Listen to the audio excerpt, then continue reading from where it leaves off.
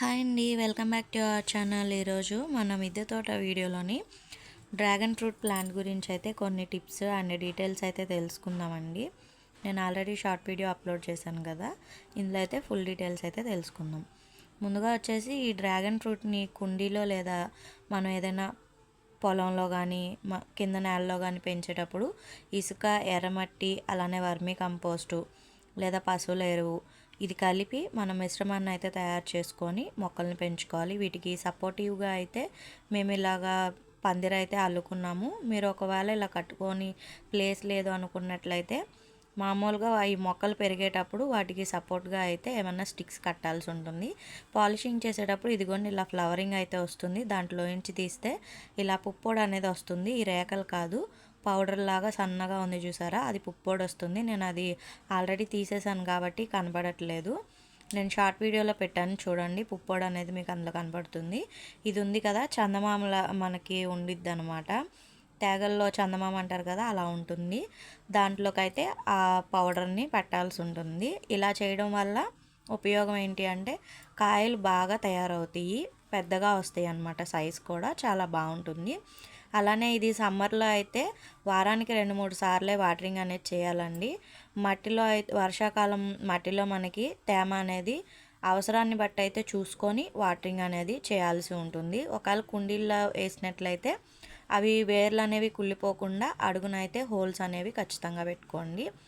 అంతేకాకుండా ఈ మొక్కలు మనకి ఎక్కువ హెల్దీగా పెరగాలి, గుబురుగా పెరగాలి అని అనుకున్నప్పుడు ఇవి ఎండిపోయిన మొక్కలు కానీ బాగా ఎదిగిపోయి సైడ్ ఇలా వాలిపోతున్నాయి అనుకోండి, అలాంటి మొక్కల్ని కొంచెం కత్తిరించుకుంటే చాలా బాగుంటుంది. అంటే ప్రూనింగ్ అనేది చేసుకోవటం వల్ల మనకి గుబురుగా కూడా పెరుగుతుంది, కొమ్మలు ఎక్కువ వస్తాయి, పువ్వులు వస్తాయి, అలానే మనకి కాయలు వస్తాయి అన్నమాట.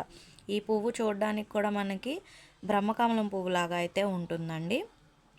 ఈ మొక్కలకైతే ఎక్కువ మనకేమీ చీడ అనేది పట్టదు, తెగుళ్ళు అనేవి ఏం రావు. ఒకవేళ ఏమైనా చిన్న చిన్న పురుగులు కనిపించినట్లయితే మనం వేప నూనె కానీ, పులిసిన మజ్జిగని కానీ, లేదనుకుంటే కొంచెం ఇంగువ కలిపి ఆ మొక్కలపైన మనం పిచికారీ లాగా చేసినట్లయితే అవి అనేది బాగుంటాయి, హెల్తీగా కూడా పెరుగుతాయి అన్నమాట.